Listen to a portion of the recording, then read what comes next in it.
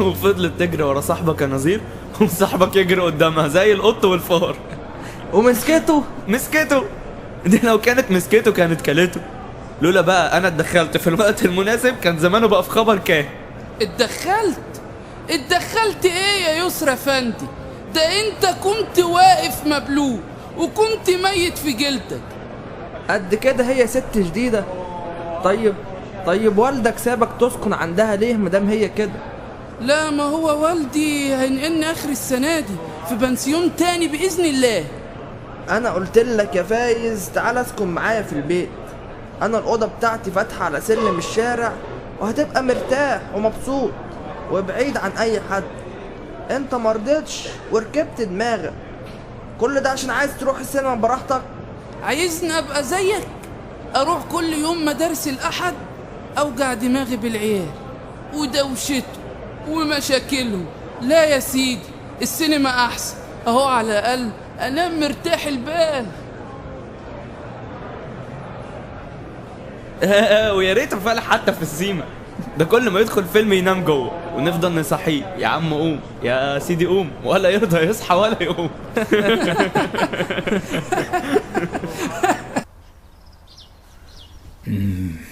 دي تالت شكوى تجيني من الولد ده. ايه الحكاية بالظبط يا صادق افندي؟ المخدوم ده يا حبيب بيه من اشقى الاطفال اللي عندنا في الفصل. انا بصراحة تعبت معاه جدا، مش بقدر اسيطر عليه. انا خايف يا حبيب بيه، خايف على باقي زمايله، خايف لا يأثر عليهم وشقوته دي تتعبهم وتحسرهم. طيب انا بقترح يا صادق افندي اننا ننقل الولد ده لفصل نظير افندي. نظير افندي عدد الطلاب عنده قليل، واهو نتعبه شوية بدل ما هو مرتاح كده. اتفضل انت دلوقتي يا صادق افندي، وربنا يعمل اللي فيه الصالح. تحت امرك يا حبيب بيه، بعد اذنك.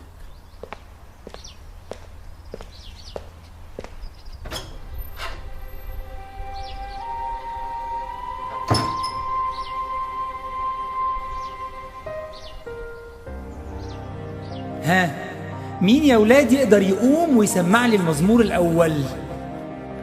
قوم يا نظير يا حبيبي كده.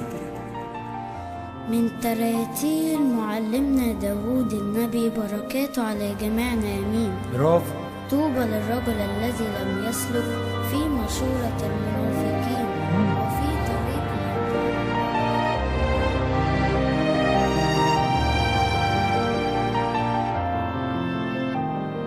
برافو عليك يا نظير يا حبيبي. سقفوا لزميلكم يا ولاد.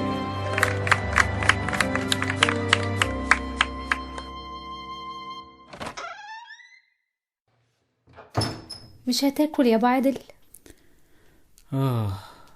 ومين اللي نفسي ياكل يا ام عادل؟ اللي جرالنا سادد نفسي عن اي حاجة. معلش يا ابو عادل، املنا في ربنا كبير. بشفاعة امنا العذراء ربنا هيشفى عادل وهيبقى كويس ان شاء الله. بس الدكتور قال لنا ان الولد لازم له عملية، والعملية دي خطر جدا ونسبة نجاحها 1%. يعني مفيش امل. الامل موجود طول ما ربنا معانا، بس لازم نصلي يا رفائيل، لازم. الحل في اننا نصلي وربنا هيسمعنا واكيد هيختار لنا الحل المناسب للمشكلة دي. ما احنا بنصلي يا ام عادل، بنصلي تقريبا كل وقت بوقته. ولا انت عايزة تقولي ان ربنا مش عارف اللي بيجرالنا؟ لا يا رفائيل، عارف طبعا اللي بيحصل وانت عارف كده، بس ليه بتقولي الكلام ده؟ مش انت اللي ايمانك يتهز كده علشان خاطر تجربة ربنا بعتها؟ ربنا موجود يا رفائيل، وهو هيتحنن علينا وهيحل مشكلتنا. عارف يا ام عادل، بس ده ابننا الوحيد، ابننا اللي خرجنا بيه من الدنيا. معقول ربنا يجربني فيه؟ وليه؟ انا طول عمري وانا حافظ وصاياه ودايما في الكنيسة.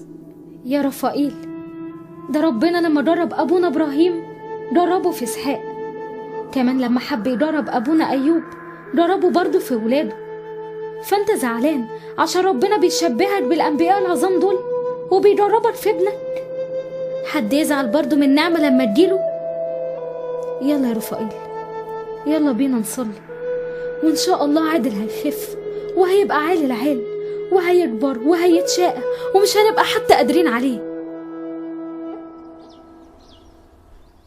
انت ايه اللي معادك هنا؟ ده مكاني. يلا يلا قوم من هنا. مكانك ايه؟ مش مكتوب فيه اسمك يعني؟ ايه ده؟ انت هتخش لي قافيه ولا ايه؟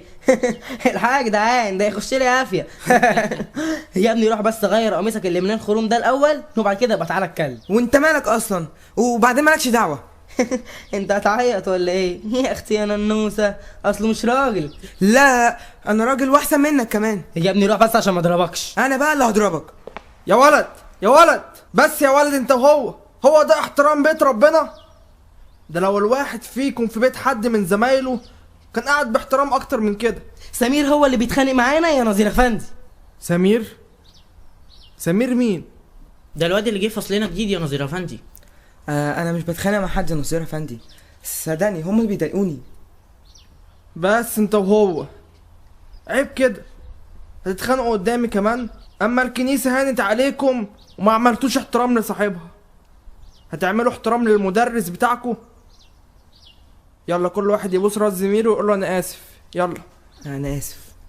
وانت كمان قول له انا اسف. انا اسف. برافو عليكم كده، انتوا ولاد ربنا يا ولاد. يلا بقى نبدأ الدرس. درسنا النهارده يا ولاد عن عيد الأم.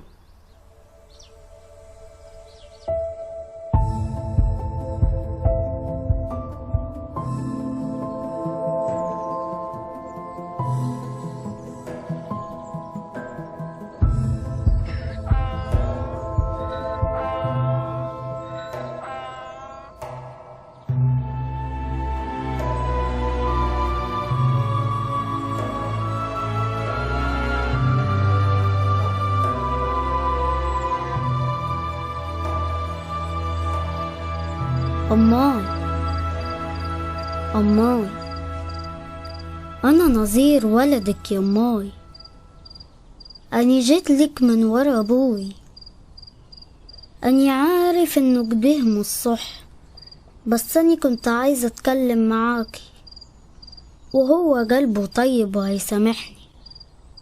أماي انت توحشتيني قوي يا أماي. تعرفي جبتلك ايه معايا؟ جبتلك بلح دكش وبتوتين. ايوه هناكل سوا. نفسي يما تردي عليا بقى اكده. طب اني زعلان منيكي بس مش زعلان قوي يعني. اقولك على حاجة، اني جيتلك النوبة دي عشان اقولك كل عام وانتي طيبة. النهاردة عيد ميلاد بوي يسوع.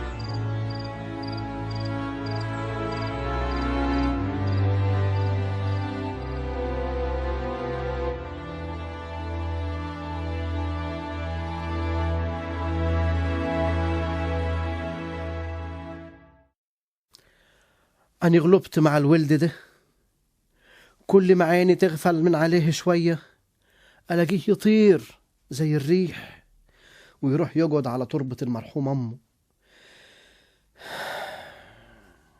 هي المرحومة بلسم قالتها لي قبل ما تموت، دير بالك على الولد يا جيد، الولد ملوش حد وجه للدنيا زي الغريب. قالتها وقابلت رب كريم. عشان كده أنا بقول لك يا رفائيل يا ولدي، لازم تتصرف وتشوف حل لأخوك، ده ملوش حد، ده يتيم. أنا نفسي أساعده يا والدي، بس إزاي؟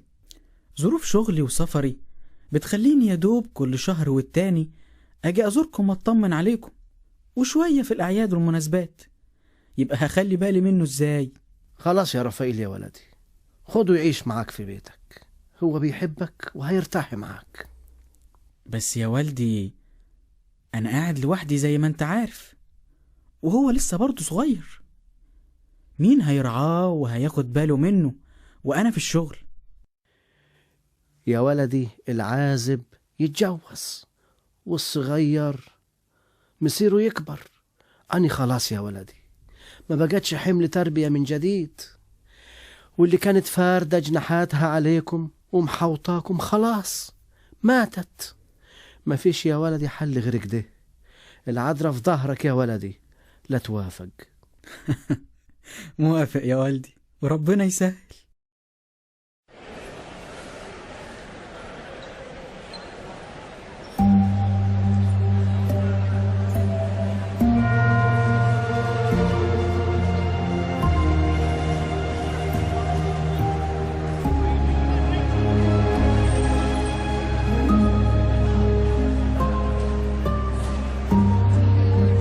مش هوصيك على اخواتك يا ولدي. حاضر يا ابوي. شيلهم في حباب عينيك.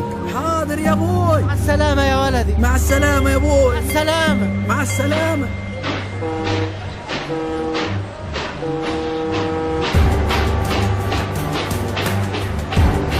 مش هوصيك على اخواتك يا ولدي، خلي بالك منهم، دير بالك عليهم، امك موصياني عليهم يا ولدي. مع السلامة يا ولدي. مع السلامة يا ولدي. مع السلامة يا ولدي. مع السلامة يا ولدي.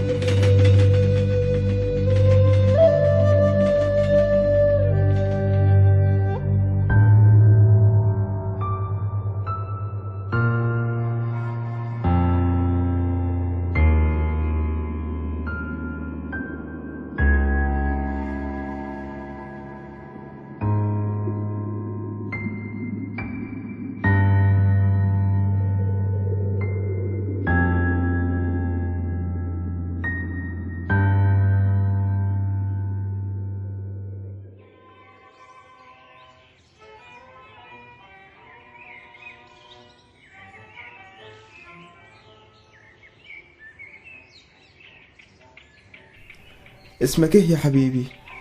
اسمي نظير جيد رفائيل. وما كنتش ليه عامل شهادة ميلاد يا نظير؟ أصلهم نسيوني. نسيوك؟ طيب بالنسبة عايز بس أنبه حضرتك يا جناب الحكيم لحسن تغلط. أغلط ازاي؟ أقول لجنابك ممكن نلاقي حد اتولد بعد ما والده توفى، صح؟ صح. وده لما أبوه يموت وهو لسه في بطن أمه. أما بقى مستحيل نلاقي حد اتولد بعد ما أمه توفت، لأنه ازاي يتولد وأمه متوفية؟ أني بقى يا جناب الحكيم أمي ماتت بعد ما ولدتني ب3 أيام. بوي جيد قالي كده، والتاريخ أنا حافظه. ماتت يوم 6 أغسطس سنة 1923. يبقى أنا اتولدت ميتة. يبقى اتولدت 3 أغسطس 1923.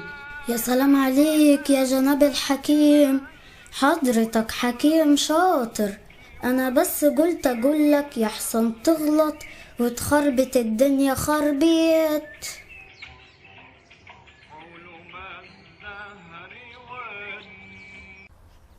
اتفضل يا حبيب بيه، القصيدة هي.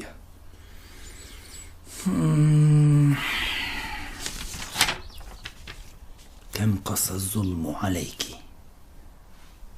كم سعى الموت إليك، كم صدمت باضطهادات وتعذيب وضنك. كالعادة يا نظير أفندي، تفوقت على نفسك وأدهشتنا بكلماتك الموسيقية الرائعة. متشكر يا حبيب بيه، بس حضرتك ما قلتليش هتعمل بيها ايه؟ احنا يا أستاذ نظير قررنا إننا نعمل مجلة تعلم الشعب وتثقفه وتفهمه المسيحية الحقيقية، وهتبقى على اسم البيت هنا، وإن شاء الله يكون لك دور كبير فيها. القصيدة دي هتبقى أول حاجة تتنشر ليك في المجلة، وهمتك بقى يا بطل تكتب لنا عن كل المواضيع اللي انت شايف انها محتاجة بحث ودراسة، وان الشباب محتاجين يعرفوا عنها اكتر. العفو يا حبيب بيه، كلنا تحت توجيهاتك وتحت اوامرك. كلنا تحت راية المسيح يا نظير افندي. المهم يلا بسرعة على فصلك، وكفاية كده ضيعنا وقت طويل قوي في الكلام، ودلوقتي جه وقت الخدمة. بعد اذنك يا حبيب بيه. اتفضل. نظير افندي. نعم يا حبيب بيه. انت عامل ايه مع الولد الجديد اللي اتنقل عندك في الفصل؟ الولد اللي اسمه سمير. كويس، نشكر ربنا.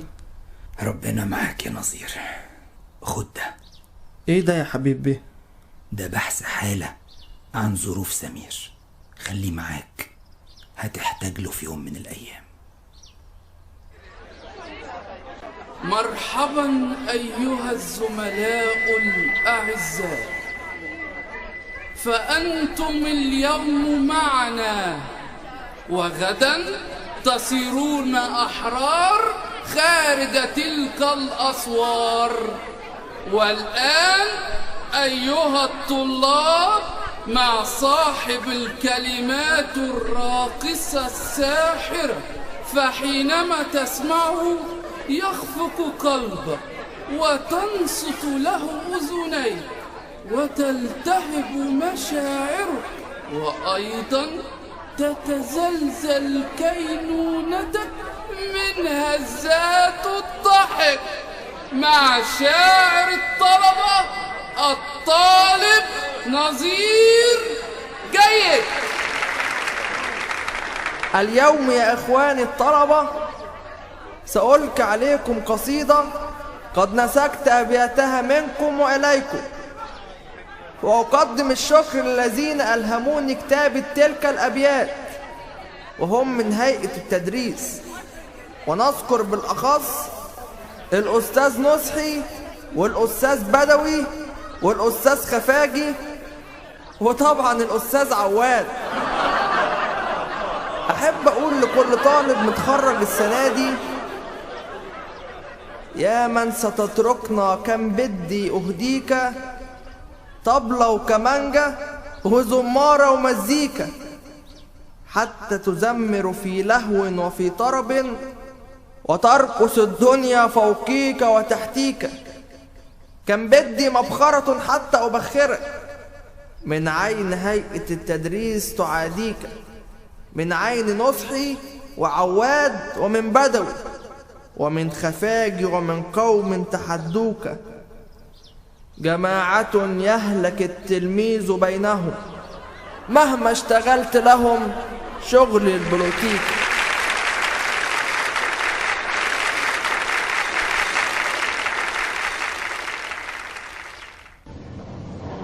انا لو كان حد حكالي عن الحفلة دي ما كنتش صدقت، انا كنت هموت من الضحك يا جماعة. شفت استاذ عواد لما عرف ان انت بتتكلم عليه يا نظير؟ ده فضل قاعد جوه مكتبه وقافل على نفسه، كان خايف حد يشوفه. بس شفت في الاخر لما جه وحضر نظير؟ ايوه يا سيدي، ساعة ما قال له السنة اللي جاية هتتخرج ومش هنلاقي حد يكتب فينا شعر. وشفته بقى لما عيط؟ عيط؟ استاذ عواد بيعيط؟ ده انت طيب قوي. لا انا شفته هو بيعيط وكان حاضر نظير، مش كده يا نظير؟ لا ما عيطش، صح يا نظير؟ لا بقى عيط، انا شفته. بقول لك ما عيطش. بقول لك عيط. بقول لك ما عيطش. بس انت وهو ايه هو ده؟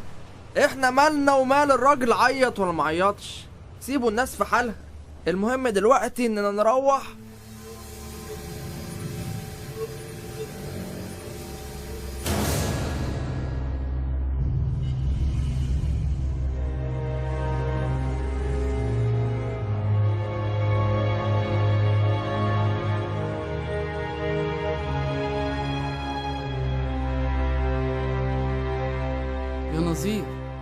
يا نظير، يمكن ما يكونش هو الولد اللي عندك في الفصل، يمكن حد شبهه يا أخي. ما يمكن فعلا يا نظير زي ما فايز بيقولك كده، وما يكونش هو الولد اللي انت قصدك عليه. انا متأكد ان هو سمير، هو بس ليه بيعمل كده؟ ليه؟ طب خلاص يا نظير، انسى الموضوع ده وتعالى نشوف هنعمل ايه. انسى ايه يا فايز؟ هو ده طالب في المدرسة؟ ده مخدوم عندي في الفصل وانا المسؤول عنه. عارف يعني ايه مسؤول عنه؟ يعني ربنا هيسألني عليه. هل فعلا اهتميت بخلاص نفسه ولا لا؟ هل بحثت عنه لما ضل ولا لا؟ هل انا كنت قدوة ليه ولا لا؟ تفتكر هعرف اجاوب على الاسئلة دي بعد اللي شفته النهاردة؟ تفتكر انت يا نظير هو يرجع تاني مدارس الأحد بعد ما انت شفته كده؟ طيب الولد ده ملهوش اب او ام يسألوا عليه او تسألهم عليه؟ يعني هو لو ليه اهل يا فايز كانوا سابوه كده؟ اكيد كانوا ظهروا ولا حتى سألوا على ابنهم في الجمعية. يلا يا نظير، انت وعدك هنا ملوش لازمة. روح انت عشان انت تعبان من الصبح، وانا كمان هروح. وصلي عشان ربنا يمد ايده ويحل المشكلة دي. يا جماعة اقعدوا شوية، اقعد يا نظير، وانت كمان يا يسري، ما انتوا عارفين ان انا قاعد في البيت لوحدي. يسري عنده حق، لازم نروح نريح شوية وربنا يكمل.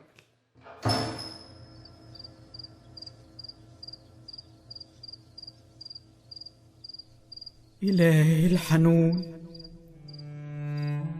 تحنن على ولادك يا أم النور المكرمة، اشفعي فينا. ابني يا رب، ابني الوحيد، مش قادر أشوفه كده. ابني بيموت قدام عيني، أنا مش عارف أعمل إيه. دبرني يا رب. اتحنني يا ام النور علينا واشفعي فينا. ده انت ام وحاسه باللي جوايا. قولي لابنك يشفي ابني، ده انا يا عذرا ما حلتش غيره. يا رب انت قلت تعالوا إلي يا جميع المتعبين وأنا أريحكم.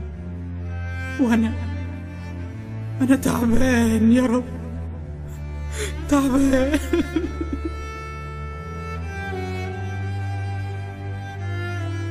يا رب، ده انت شفيت الأعمى والأبرص وقومت العذر بعد ما مات واندفن كمان. قوم ابني يا رب واشفيه، أرجوك يا رب اشفي ابني يا رب. وجعلنا يا رب دايما مستحقين أن نقول لك بشكر. أبانا الذي في السماوات، ليتقدس اسمك، ليأتي ملكوتك، لتكن مشيئتك كما في السماء كذلك.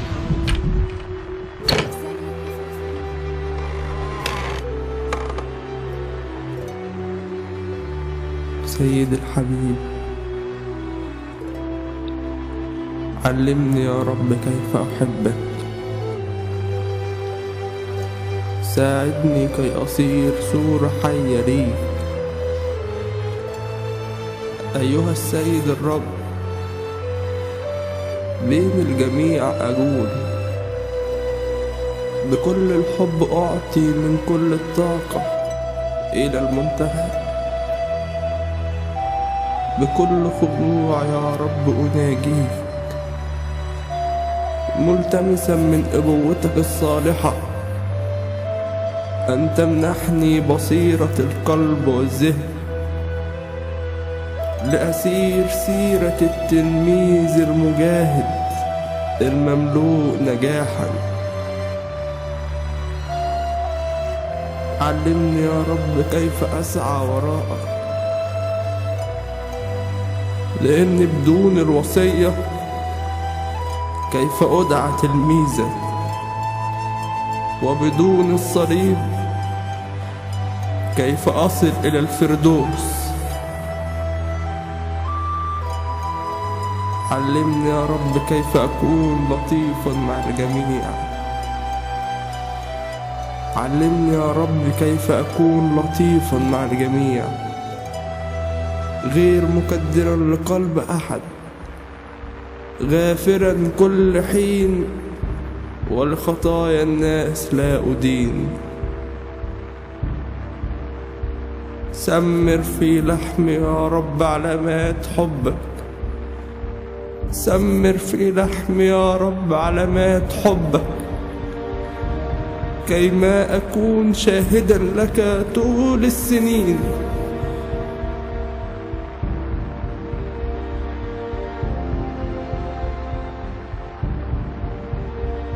أيها الراعي الصالح، اشعل فيا يا سيدي بواسطة الروح القدس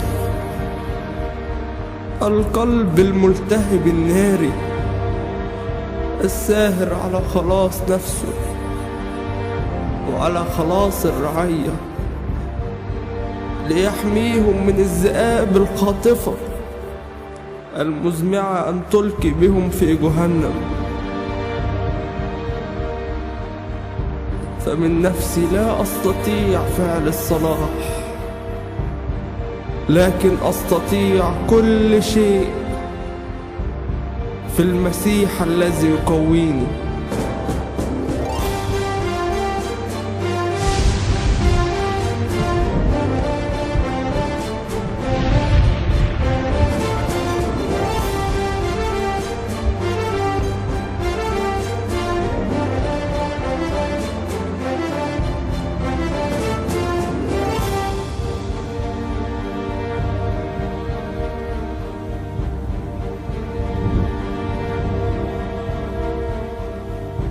سمير، سمير، استنى، استنى أرجوك. تهرب مني ليه؟ مش عايز تكلمني ليه؟ ما هو حضرتك هتعاقبني. مين قال كده بس؟ أنا عايز أقعد معاك. أنا عرفت كل حاجة، عرفت ظروفك وهساعدك، بس لازم توعدني الأول. أوعدك بيه يا نظير أفندي؟ ترجع الكنيسة وترجع مدارس الأحد تاني وأشوفك في الفصل. مش هقدر يا نظير أفندي. ليه يا سمير يا حبيبي؟ مفيش حاجة صعبة خالص على ولاد المسيح. طب هو المسيح بيحبني فعلا؟ أكيد يا سمير يا حبيبي، ده أنت ابنه وكلنا ولاده. مهما نعمل مادام رجعنا له هو بينسى كل حاجة وحشة عملناها. طب مادام بيحبني كده ليه مديني أب وأم مش بيحبوني؟ دول حتى مش بيحبوا بعض، وليه سمح لهم يسيبوا بعض بسهولة كده؟ أنا يا نظير أفندي، أنا مين يفكر فيا؟ مين يشوف احتياجاتي؟ الناس في كل حتة بتتريق عليا، في المدرسة وكمان في الكنيسة. أنا ما بقتش قادر. نفسي أبقى زي بقية زمايلي، أرجع من المدرسة ألاقي أمي وأبويا وألاقي بيت وناس وعيلة. ليه يا نظير أفندي؟ اشمعنى أنا؟ عشان المسيح بيحبك يا سمير، بيحبك، عشان كده محاوط عليك وبيحميك ومديك نعم كتير، نعم غيرك كان محتاج لها وهو في سنك. بيتك وأهلك ووالدتك اللي بتتكلم عليهم في غيرك اتحرم منه، وكان بيتمنى يشوف أمه بس من بعيد، يتمنى يشم ريحتها بس. في غيرك كان بيتمنى النعمة اللي انت فيها دي. لازم تصلي يا سمير، صلي لربنا عشان تسمعه عايز يقولك ايه. صلي، ربنا مستنيك تصلي عشان يكلمك. صلي يا سمير، صلي.